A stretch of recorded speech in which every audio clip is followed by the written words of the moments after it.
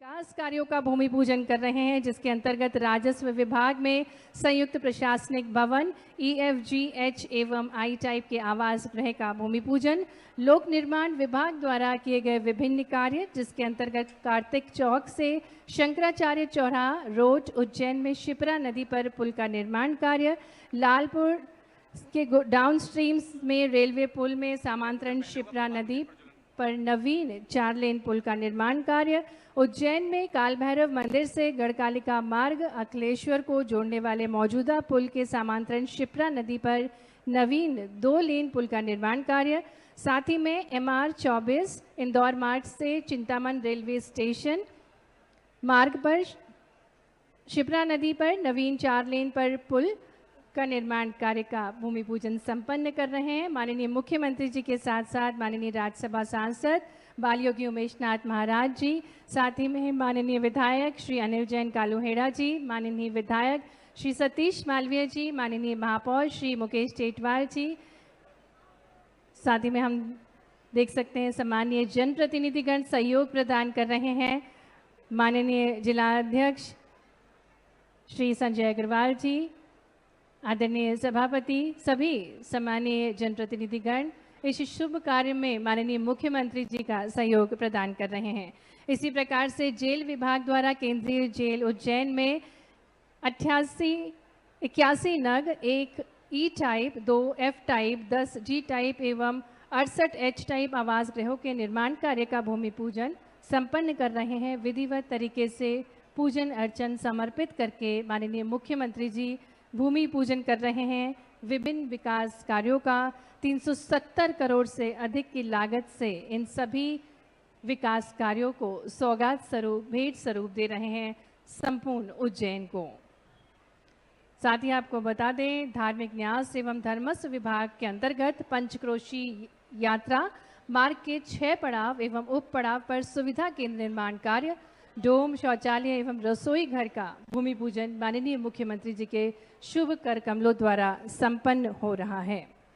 तो एक तरफ उज्जैनी जहां फ्यूचर रेडी स्टेट की थीम पर रीजनल इंडस्ट्री कॉन्क्लेव 2024 में किया गया, वहीं पर स्पिरिचुअल टूरिज्म को बढ़ावा देने, वेलनेस और ग्लोबल स्पिरिचुअल टूरिज्म को बढ़ावा देने का आयोजन भी इस पवित्र भूमि पर आयोजित किया गया, जो कि संपूर्ण विश्व के लिए बहुत ही अनूठा, बहुत ही आकर्षण का आयोजन था। और उज्जैनी निरंतर जो कि आकर्षण का केंद्र है, संपूर्ण विश्व से बाबा महाकाल के भक्त जहां पधारते हैं, और ऐसे ही पवित्र भूमि उज्जैनी को और अग्रणी बनाने की ठानी है माननीय मुख्यमंत्री जी ने। इसी कड़ी में 370 करोड़ की लागत से विकास के विभिन्न कार्यों का भूमि पूजन। आइए करतल ध्वनियों के साथ, तालियों के साथ हम स्वागत करें इन सभी विभिन्न विकास के कार्यों का, जो निरंतर उज्जैनी को अग्रणी बना रही है, बाबा महाकाल की नगरी को स्वर्णिम बना रही है। विधिवत तरीके से माननीय मुख्यमंत्री जी पूजन अर्चन समर्पित करके नवरात्रि के पावन पर्व पर, नवरात्रि के 6वें दिन यानी माँ कात्यायनी को जो समर्पित दिवस है, जो कि ऊर्जा की प्रतीक है, जो तेजस्वी हैं, उनको नमन करते हुए भूमि पूजन कर रहे हैं। 370 करोड़ से अधिक की लागत से विभिन्न विभागों द्वारा किए गए विकास कार्यों का भूमि पूजन संपन्न किया। और आइए एक बार जोरदार तालियां। और जब इंद्रदेव प्रसन्न होते हैं तो इसी प्रकार वर्षा होती है, और ये भूमि पूजन भी इसी प्रकार सफल हुआ है। जोरदार तालियों के साथ हम अभिनंदन करते हैं यशस्वी मुख्यमंत्री जी का, उन्हीं की नगरी में उज्जैनी में जहां वे पधारे हैं अनुपम सौगातों के साथ। और मंच पर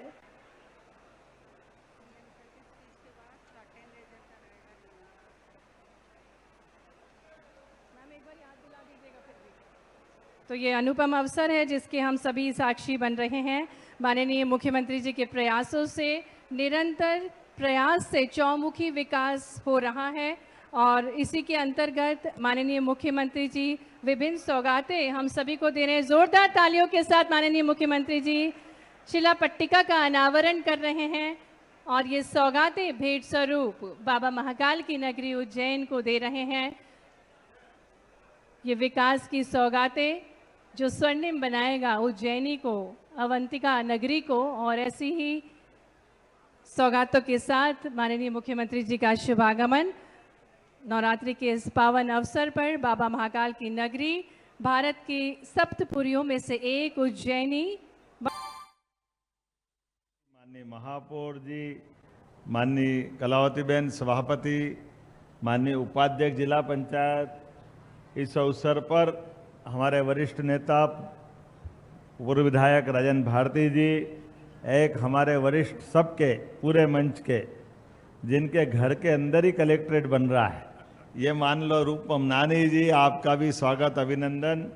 मंच पर विराजमान हमारे महामंत्री त्रय जगदीश पांचाल जी, कमल बेरवा जी, आनंद सिंह खींची जी, जिला अध्यक्ष संजय अग्रवाल जी, संजय अग्रवाल दूसरे हैं क्या? मैं भूल गया, महामंत्री का नाम पहले लिया इसलिए। इस अवसर पर हमारा पूरा मंच मुकेश से लेकर के यहाँ की पार्षद और सारे पार्षद, MIC के सभी सदस्यगण, सभी पदाधिकारीगण, मंच के सामने बैठे हमारे सारे वरिष्ठ, आप सबको दोनों हाथ जोड़ के प्रणाम करता हूं, आपका अभिनंदन करता हूं। या देवी सर्वभूतेषु शक्ति रूपेण संस्थिता नमस्तस्यै नमस्तस्यै नमस्तस्यै नमो नमः। ये आनंद का दिन है, शक्ति के सृजन का समय है। और आज के दिन हमारे अपने भगवान, इतने देवता अपने उज्जैन में हैं, कैसा लगता है कि बाबा महाकाल के दरबार में पूरा भगवान का ऐसा आशीर्वाद है। बहुत कम नगर ऐसे हैं भाग्यशाली, और इसमें सारी देवताओं में एक देवता नवरात्रि के समय जिनका नाम ही हरसिद्धि, बोलो हरसिद्धि मैया की। जो शक्ति आप मांगो, जैसा आप सोचो, वो सभी सिद्ध कर दे काम। हमारे प्रदेश के अंदर, वैसे देश के 51 शक्तिपीठ में से पूरे मध्य प्रदेश में एक शक्तिपीठ है जो हरसिद्धि मैया के नाम से जाना जाता है।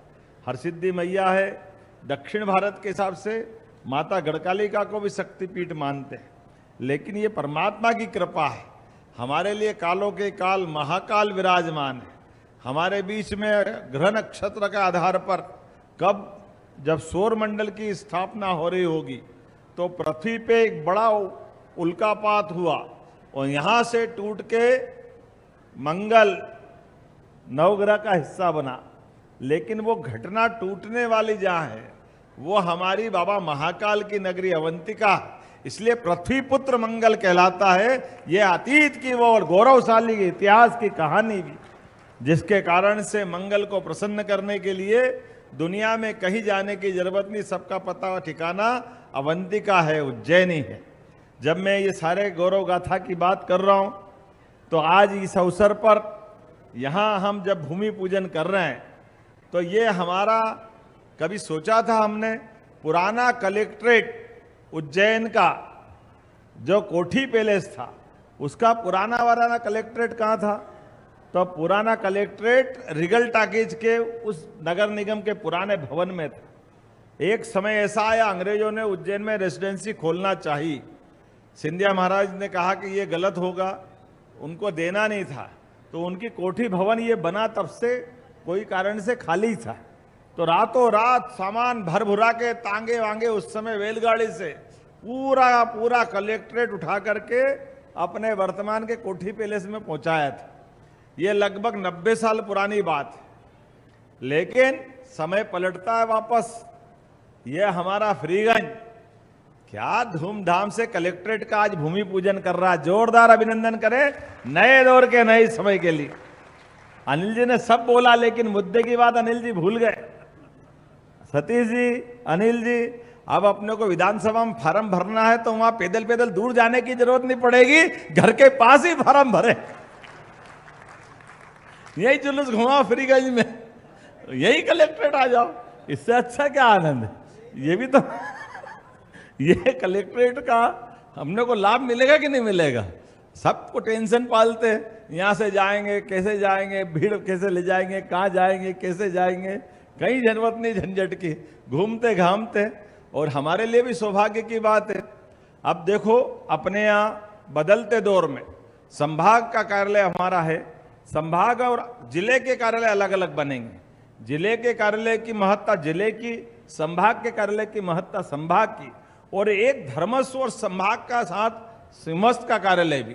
तीनों कार्यालय अपने सबके आंखों के सामने कितने प्रकार की सुव्यवस्था स्थापित हो रही है। आप बताइए, कब अपना संभाग बना? 1980 में। लेकिन संभाग आयुक्त तो बैठते अपने कलेक्ट्रेट में, और उस कलेक्ट्रेट में संभाग आयुक्त और कलेक्टर दोनों बैठते थे।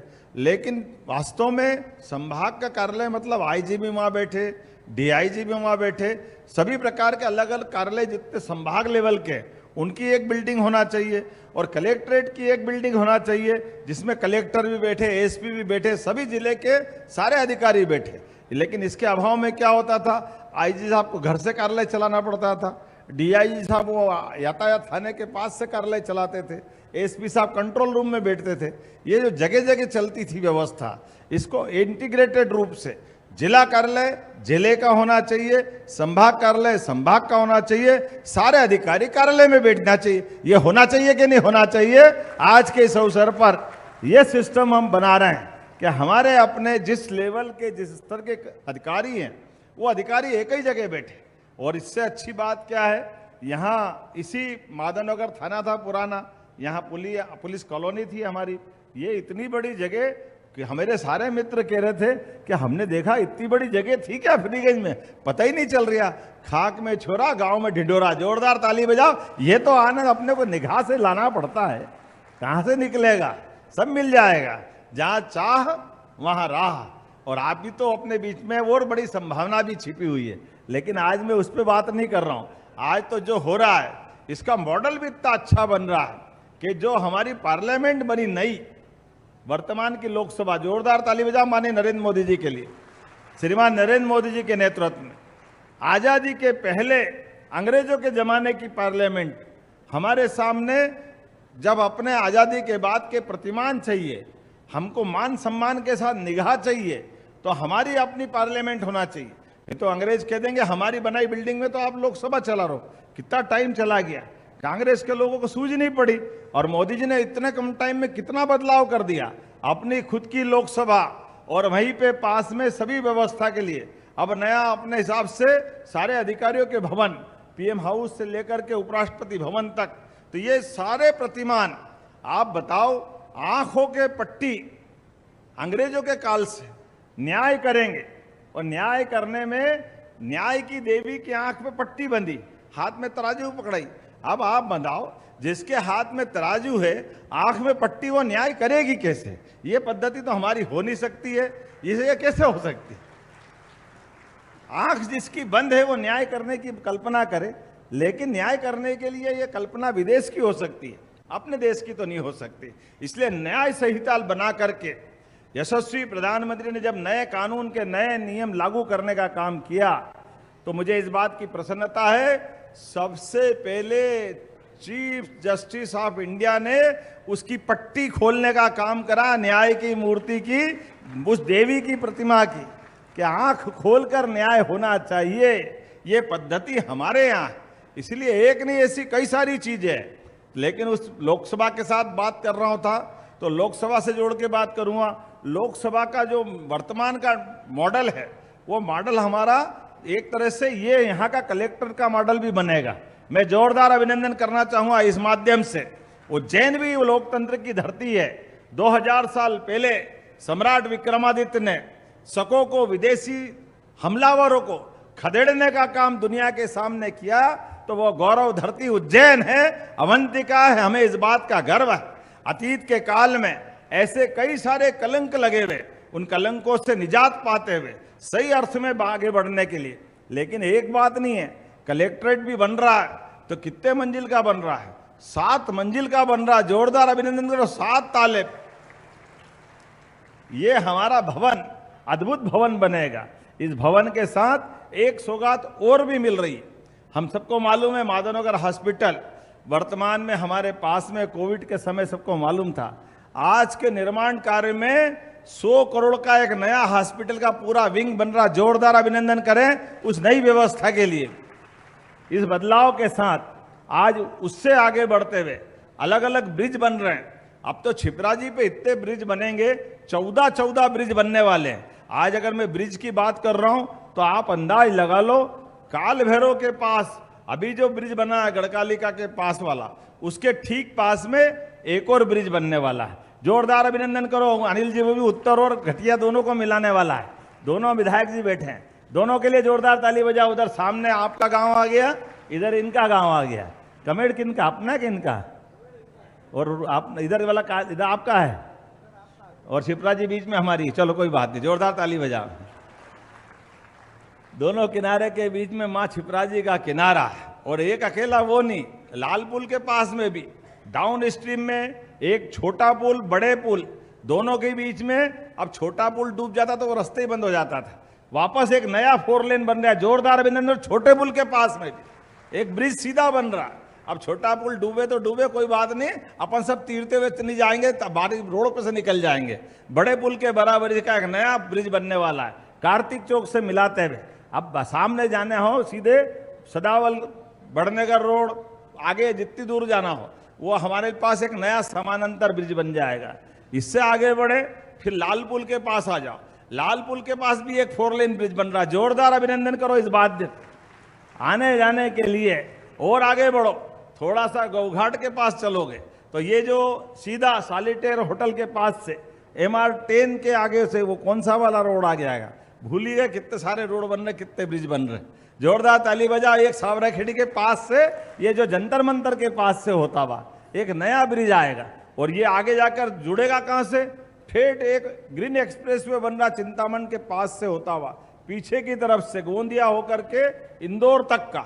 आप बताओ, अपने उज्जैन में आज से 2004 के पहले इंदौर उज्जैन का 2 लेन भी बड़ी मुश्किल से लाले पड़ते थे, लेकिन आपने 2008 में अपनी सरकार के माध्यम से 4 लेन बना था और अब 6 लेन बन रहा। जोरदार अभिनंदन करो। ये 6 लेन जो पुराना है उसको और उन्नत कर रहे हैं और उससे आगे बढ़ करके एक नया पूरा रोड बनने वाला है। एक जैसे अमलतास के पास का आपने बता ही दिया है। और मेट्रोपॉलिटन सिटी तो बनी रही है, बन गई कानून के हिसाब से। जोरदार अभिनंदन करो। आप सब महानगर की श्रेणी में आ गए, अब हमारी श्रेणी में कोई कमी नहीं है। और आगे मेट्रो भी आ रही, मेट्रो भी ऐसी आ रही कि धूमधाम से आएगी। मेट्रो की 3 बत्ती चौराहे के वहां से आगे से वहां आगे चले जाओ तो अपना महामृत्युंजय द्वार है, उस द्वार के वहां से 2 हिस्से। कलेक्टर साहब ऐसे ही है ना, कहाँ गए कलेक्टर? ऐसे ही है ना, एक रास्ता सीधा उधर से लाएगा तो रेलवे स्टेशन के नीचे से मेट्रो, ऊपर भी रेल नीचे भी रेल, तीतर के 2 आगे तीतर, तीतर के 2 पीछे तीतर, रेल भी नीचे ऊपर भी रेल, किधर किधर निकालेंगे। क्या समय आया उज्जैन का, देखो तो सही। नीचे रेल चल रही है, रेल से नीचे से लिफ्ट में ऊपर आ जाओ, जिसको कहीं आगे पीछे जाना है वो निकल जाए, और पीछे और ऊपर जाओ तीसरे पे तो एलिवेटेड रोड आ रही है 4 लेन बनता हुआ। अब अपना इंदौर गेट से हॉस्पिटल चौराया होते हुए इंदिरा नगर चौराहे तक मकोड़े आम पुराना 4 लेन ऊपर भी 4 लेन नीचे भी। मंडी में जिसको जाना आना, व्यापार व्यवसाय करना, फाजलपुरा से लेकर कोयला फाटक तक, नीचे हॉस्पिटल किसी को जाना, कोई डिस्टर्ब नहीं होगा। ऊपर भी 4 लेन चलता रहेगा। निकास चौराहे से भी सीधा इंदौर गेट तक ऊपर ब्रिज। फवारा चौक के व्यापारियों को गाड़ी घोड़े चाहिए, कुछ सामान लाना देना हो, पूरे समय ऊपर भी ट्रैफिक चलेगा। नीचे सवारी निकलो कि गणेश चतुर्थी का जुलूस निकलो, ऊपर ट्रक भी निकलते रहेंगे, नीचे अपने भी जुलूस निकलते रहेंगे। जोरदार अभिनंदन करो। बदलते दौर का बदला समय, कितने प्रकार से क्या क्या हो रहा है आप अंदाजा लगा लो। मेट्रो ट्रेन आ रही इंदौर से सीधे उज्जैन तक आएगी। इधर से आप जाओ 3 बत्ती चौराहे से बगल में से, यहाँ से भी इधर मेट्रो ट्रेन आने वाली है। अपने इस जिस वर्तमान के समय में यशस्वी प्रधानमंत्री के नेतृत्व में ये जो PM मित्र पार्क, जहां आजादी के पहले कई सारे कारखाने थे उज्जैन में जिनको मिल कहते हैं, कॉटन मिल, उन कॉटन मिलों में बड़े पैमाने पर उद्योग धंधे चलते थे। लेकिन आज विक्रम उद्योगपुरी में इतने देश के तो छोड़ो, विदेश से भी England, Germany, Japan, Korea, Singapore, Bharat की सभी बड़ी बड़ी कंपनियां, सबके कारखाने उज्जैन में चल रहे हैं। जोरदार अभिनंदन करो। और उज्जैन में क्या, मध्य प्रदेश में कई जगह चल रहे हैं। कहां कहां की कंपनियां हैं, वो सारी कंपनियों की फैक्ट्री अपने यहां चल रही। इसलिए रोजगार के अवसर भी पूरे, अच्छे विद्यार्थी पढ़े तो विक्रम विश्वविद्यालय का नाम भी सम्राट विक्रमादित्य विश्वविद्यालय कर दिया गया है। जोरदार अभिनंदन करो। सम्राट विक्रमादित्य काल का गौरवशाली अतीत हमारा रहा है, इसलिए वो सारी चीज ला रहे हैं। स्नान के लिए भी माननीय विधायक जी ने बता ही दिया, 29 नहीं 30 किलोमीटर के घाट है दोनों तरफ से। मर्जी आए जहां नहलो। अपन छिपरा परिक्रमा करते थे, अब छिपरा परिक्रमा से भी और थोड़ा आगे निकाल दिए, हामुखेड़ी के तरफ से। इधर से आप जहां मर्जी आओ स्नान करो। छिपरा जी तो हमारी है, लेकिन इस छिपरा जी के किनारे घाट पे स्नान करने के लिए बड़े पैमाने पे जो सिंहस्थ में परेशानी आती थी, वो परेशानी से निजात दिलाते। हर एक कोई व्यक्ति अपनी सुविधा से स्नान करे और अपनी पवित्रता के आधार पर जो अतीत की हमारी गौरवशाली परंपरा है। अरे तीर्थ में कोई अगर आता है तो तीर्थ में आकर के तीर्थ के दर्शन भगवान के बाद में करना चाहिए, सबसे पहले स्नान करना चाहिए, स्नान के बाद तीर्थ की दर्शन करने की परंपरा है। ऐसे में हमारे इतने घाट बना दिए, अब जिसकी जहां इच्छा खूब स्नान करे, आनंद ले। मैं आज के इस अवसर पर जब आपसे बात कर रहा हूं तो इतनी सारी बातों के बीच ये जरूर बता रहा हूं कि इन सारे कामों की अच्छी क्वालिटी से बनने की जवाबदारी हमारी और आप सबकी है। हम सब मिलकर के एक एक काम को बारीकी से भी देखें और कोई छोटी मोटी बात हो तो बताते रहे। प्रशासन के अधिकारी भी मुस्तैदी से काम कर रहे हैं, उनको भी चिंता करना। सारे कामों की गुणवत्ता के साथ कोई कॉम्प्रोमाइज नहीं करेंगे। विकास के मामले में ऐसे लगातार काम चलेंगे। अब मैं आज के इस अवसर पर यहाँ जेल के परिसर की बात भी बताना चाहूँगा। जेल के अंदर भी सेंट्रल जेल है, लगभग 19 करोड़ 18 लाख के काम वहाँ भी चल रहा है। जोरदार अभिनंदन, आज उनका भी भूमि पूजन यहीं से कर रहे हैं। और अभी तक तो इसी सर्किट हाउस में बहुत भीड़ पड़ती थी। अब क्या एक ही रास्ता तो नहीं रह गया, अब दूसरा रास्ता भी चालू करना पड़ेगा। तो एक रास्ता तो यहाँ चलेगा, यहाँ सर्किट हाउस रहेगा, और एक आपका अनिल जी उत्तर में भी बना रहे हैं, ये मुरलीपुरा के पास वहाँ भी सर्किट हाउस बन रहा है, उसका भूमि पूजन भी आज हो रहा है। जो जिधर आए उधर रुक जाए।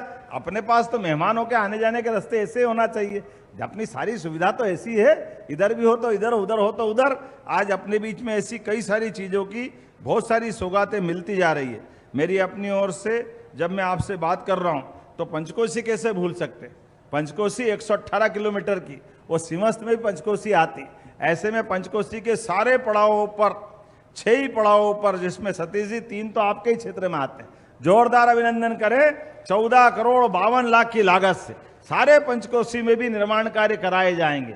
कोई सा वो काम ऐसा बाकी रहने वाला नहीं है जिसकी भविष्य में जरूरत पड़ेगी और अभी नहीं होगी। मैं बोलने के लिए तो बहुत देर तक और बहुत सारी बातें बोल सकता हूँ, लेकिन जब मैं आपसे बात कर रहा हूँ तो समय की भी सीमा है। लेकिन आज केवल यहाँ की बात नहीं, हमने अकेले सिंहस्थ में उज्जैन में काम नहीं कर रहे, उज्जैन के साथ साथ अपने उज्जैन के सारे संभाग के जिलों में और इंदौर के भी जिलों में, चाहे खंडवा हो, खरगोन हो, इंदौर हो, देवास हो, उज्जैन हो, मंदसौर हो, ये सारे संभाग में, यहाँ तक कि भोपाल से ट्रैफिक आएगा तो सिंहस्थ में भोपाल से भी काम करते करते सभी प्रकार के यात्रियों की व्यवस्था हम कर रहे हैं।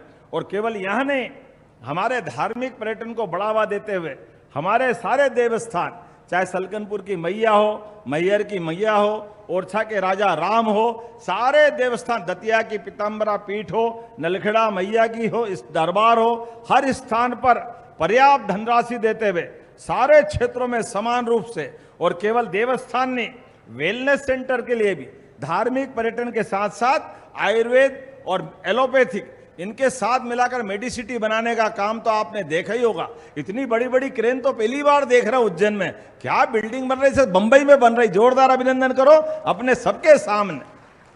और फ्रीगंज का ब्रिज तो अपनी जगह है, मालूम पड़ा एक ब्रिज और उसके समानांतर बन रहा।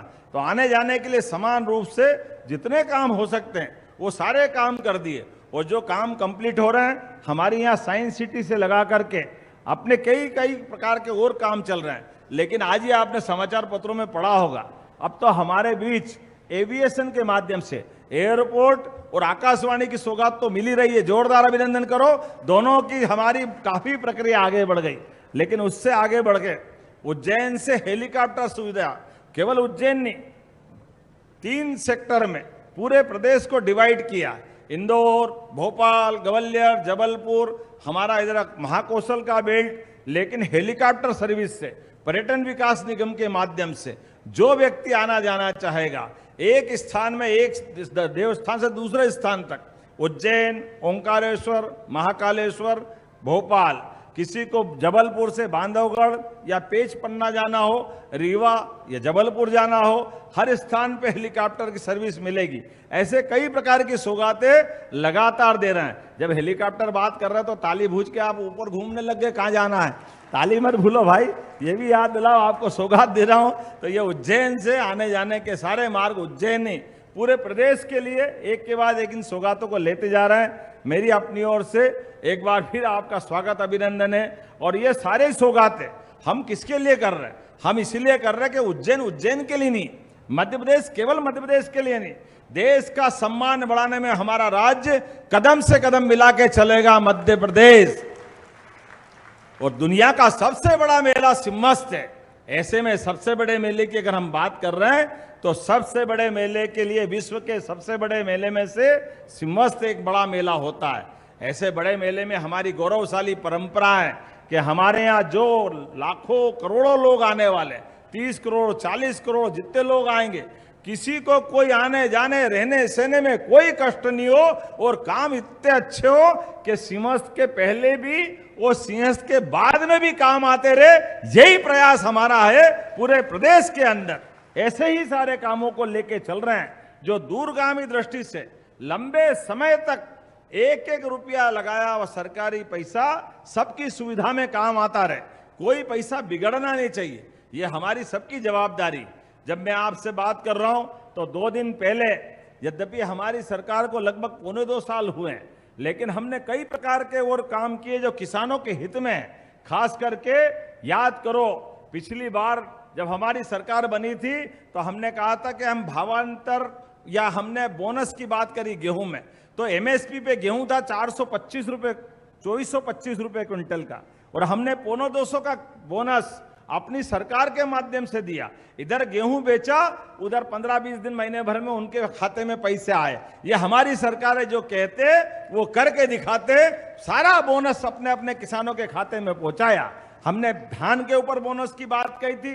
धान का बोनस पिछले 8 दिन पहले मैं स्वयं बालाघाट से गया था और सारे 6.5 लाख किसानों के खाते में धान का बोनस भी हमने भेजा है। अब हमने सोयाबीन के लिए 35 लाख किसानों के लिए, यद्यपि एक बार जोरदार अभिनंदन माननीय प्रधानमंत्री नरेंद्र मोदी जी के लिए भी करें, जिनके नेतृत्व में कहां हमारी सोयाबीन 3000 के आसपास घूमती थी, उनके रहते रहते लगातार बढ़ते बढ़ते अभी पिछले साल 4800 सोयाबीन थी, इस बार 500 का और इजाफा करते हुए एमएसपी में अब 5328 रुपए कुंटल हुई और 5328 रुपए कर दी। लेकिन हमने इसमें और छूट दे दी। कोई बात नहीं किसान भाइयों, आप अपनी फसल केवल भावांतरण की आप अपना पंजीयन करा लेना 5 अक्टूबर से 25 अक्टूबर के बीच में, और जब फिर 1 नवंबर से आप फसल बेचने जाओ, आपकी फसल 5000 की बिके, 4600 की बिके, 4500 की बिके, जो पैसा घटेगा सरकार आपको घर बैठे पहुंचाएगी। ये हमारी योजना, हमारे पास पैसे की कोई कमी नहीं। जो लगाए 700 रुपए कुंटल, 800 रुपए कुंटल, उनके खाते में पैसा हम पहुंचाएंगे, क्योंकि हमारा कमिटमेंट है किसानों को उनकी अपनी फसल की कीमत जरूर मिलना चाहिए। ऐसे एक नहीं बहुत सारी योजना मैं बता सकता हूं, लेकिन आज आखिरी बार तो नहीं आया, अगली बार फिर आना है। आना के नहीं आना है, धूमधाम से आना है। आप सबसे निवेदन है, ऐसे विकास के काम में बार बार साक्षी बनते रहिए। और अपने यहाँ अभी वापस दशहरे के अवसर पर धूमधाम से महाकाल बाबा की सवारी आएगी। जोरदार अभिनंदन करना बाबा महाकाल महाराज की। बाबा महाकाल की कृपा से उज्जैन के दिन बदले हैं, सब प्रकार की चीजें बदलती जा रही। ऐसे में बाबा महाकाल के महालोक के बाद उज्जैन ने करवट बदली है।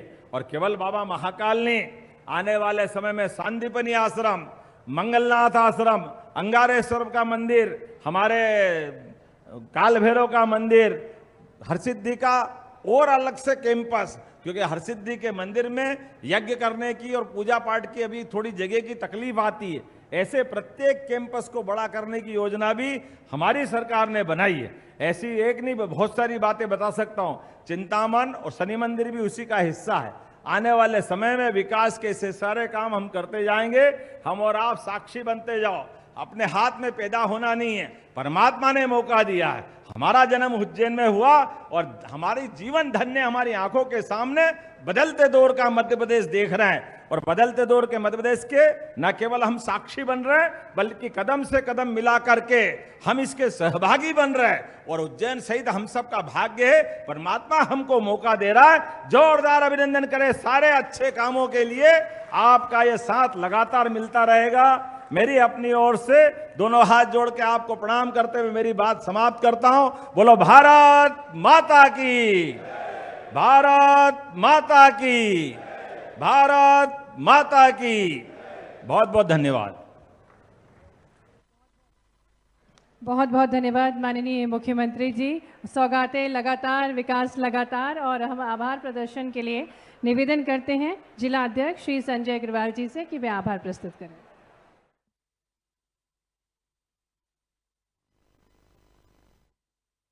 आप 369 करोड़ 11 लाख